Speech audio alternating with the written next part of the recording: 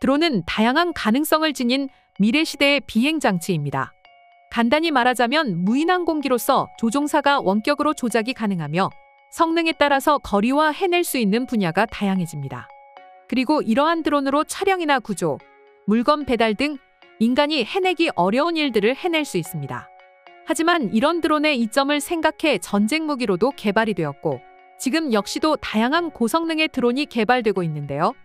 그로 인해서 많은 나라들이 드론 무기를 막을 수 있는 무기도 개발하고 있는 중인데 얼마 전 카이스트에서 전자파로 드론을 무력화할 수 있는 안티 드론 기술을 개발했다고 해서 세계적인 관심을 받았습니다.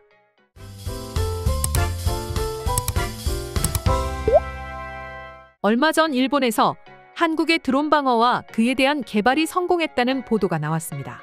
최근 각국에서는 공항이나 국가 중요 시설 등에서 무인항공기인 드론을 이용한 테러를 방지하기 위해 다양한 안티 드론 시스템을 구축하고 있었는데요. 전자파를 원격으로 드론 회로에 주입시키는 등 드론의 보안에 대한 취약점을 이용하는 방법 등 다채로운 방법으로 연구가 진행 중이었습니다. 하지만 드론의 주파수 역시 상당히 다양하고 그로 인해서 해당 드론만을 무력화할 수 있는 방법은 상당히 고난도의 기술이었는데요. 그렇기에 고출력 초광대역 전자파를 드론의 기가와트 이상 출력으로 방사하여 드론의 전자회로를 태우는 방식으로 안티 드론 시스템을 만들기도 했지만 광대역 전자파를 이용한 안티 기술은 드론 이외 주변의 전기 장치에도 피해를 일으켜 도심에서는 사용이 많이 어려웠습니다. 또한 초광대역이라고 사용되는 출력에 비해서 유효거리가 효율적으로 나오지 못한다는 단점 역시 있었는데요. 그럼 이번에 안티 드론 개발에 성공한 카이스트는 어떤 방식을 채택했을까요? 카이스트가 채택한 방식은 드론 내부 부품 중 하나인 관성 측정 장치 IMU를 표적으로 삼았습니다. 해당 장치는 다양한 센서 값을 제어 유닛보드에 전달하는 장치인데 제어 유닛보드의 통신을 방해하므로 드론을 무력화시키는 방식입니다. 이어서 연구팀은 실험에서 전자 간섭의 취약성을 갖는 제어 유닛보드에 협대역 전자파를 주입해 10m 거리에서 호버링 비행 중인 드론을 즉각적으로 추락시키는 데 성공했습니다. 또한 10m 이상 거리에 대해서는 시뮬레이션을 통해서 추락이 가능한 것을 확인했는데요. 이번 기술의 특징은 기존 안티 드론 기술과는 다르게 주변 전자기기에 미치는 영향을 최소화할 수 있다는 점이 있어서 도심이나 전자기기가 많은 곳에서 활용할 수 있으며 이로 인해 활용 범위가 매우 높을 것으로 주목받고 있습니다. 또한 동일한 제어 유닛 보드를 가진 다수의 드론들은 한 번에 무력화하여 추락시킬 수 있으며 현재는 이제 막 연구가 끝난 시점이기 때문에 보완할 점이 많다고 했습니다. 첫 번째로는 범용성입니다. 특정 입력된 제어보드만 무력화시킬 수 있기 때문에 그 외의 제어보드는 무력화시키는 데 한계가 있습니다. 그렇기 때문에 다양한 수의 제어보드까지 무력화시킬 수 있으면 세상의 모든 드론을 무력화시킬 수 있는 것이죠. 그리고 두 번째로는 사정거리입니다.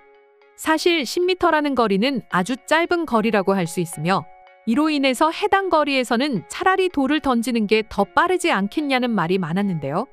그런 말이 아주 다른 말은 아닙니다.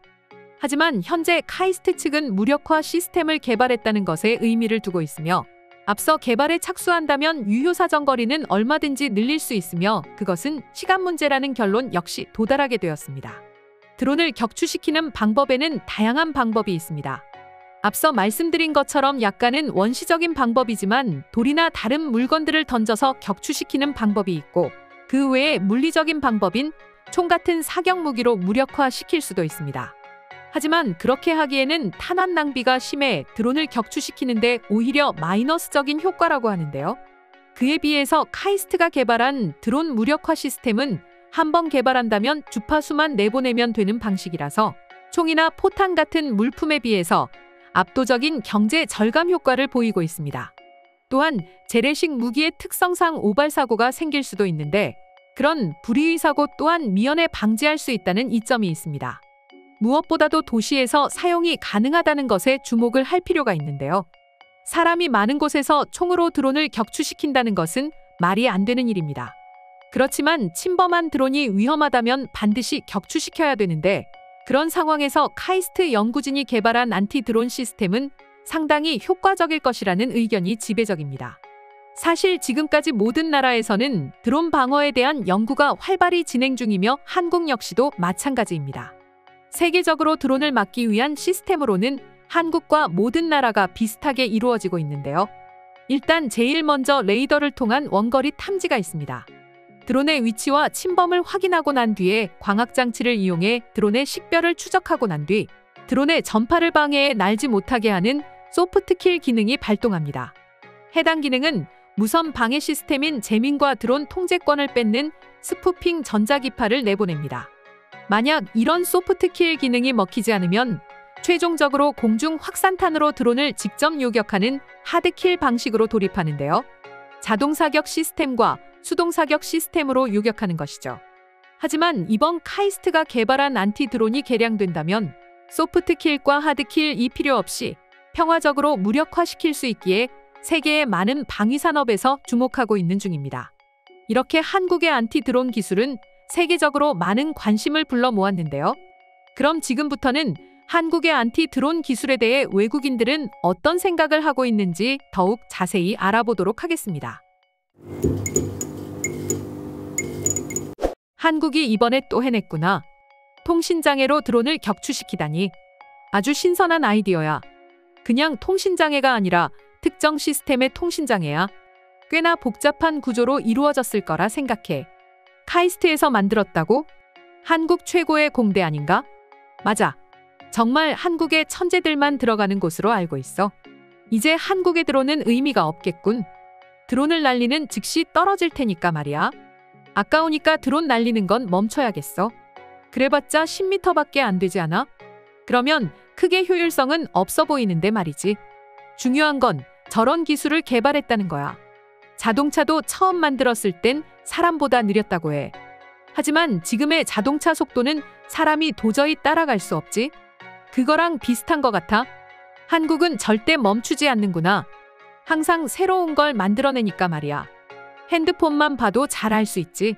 삼성은 해마다 2개 이상의 신상 핸드폰을 만들어내잖아. 그래봤자 다 비슷하지 않아? 난 바꿀 필요성을 못 느끼겠던데. 난 여태껏 삼성 핸드폰을 써봐서 잘 아는데 핸드폰의 능력이 좋아지고 있어. 점점 더 스펙이 좋아진다고 해야 되나? 디자인 역시 이뻐지고 있지. 그건 아이폰 역시 마찬가지잖아. 아이폰은 항상 크게 바뀌지 않아. 그리고 아이폰은 사과가 이뻐서 쓰는 거 아니야? 드론이 저렇게 무력화되면 또 전파 방어에 끄떡없는 드론이 만들어지겠군. 그렇다면 또 더 강력한 제어 장치가 만들어지겠지. 정말 피곤하다. 사는 건 말이지. 계속 끊임없이 연구하고 노력해야 되는구나. 원래 인류가 태어나고부터 항상 이래왔어. 그걸 따라가지 못하면 도태되고 말지. 그래서 한국이 계속 발전할 수 있는 것 같아. 그들은 지금 역시도 1위가 되기 위해 노력하고 있지. EMP 충격파 같은 건 아니겠지? 만약 그런 충격파라면 드론뿐만 아니라 모든 기계가 엉망이 될 거야. 설명회도 확인해봤는데 그런 시스템은 아닌 것 같아. 말 그대로 드론만 처리하는 시스템인 것 같네. 제일 평화적인 방법의 무기인 것 같아. 누구도 다치지 않고 누구도 위험하지 않게 처리할 수 있는 평화의 무기잖아. 아니, 무기라고 하는 게 맞나? 어떤 무기라도 안전한 무기는 없어. 하지만 저 무기는 정말 안전할 것 같아. 다만 한 가지 걸리는 게 있다면 떨어지는 드론에 대비해서 헬멧은 꼭 쓰고 다녀야 될 거야. 난 드론이 정말 유용한 미래적 비행체라고 생각했는데 꼭 그런 건 아닌 것 같아. 요새 전쟁에서도 정말 많이 쓰인다고 하잖아. 어떤 물건이든 어떻게 쓰느냐에 따라서 그 쓰임새가 확 달라지지. 어머니가 요리할 때 쓰는 도구도 무서운 도구로 변할 수 있으니 말이야. 오늘의 영상은 이것으로 마치겠습니다.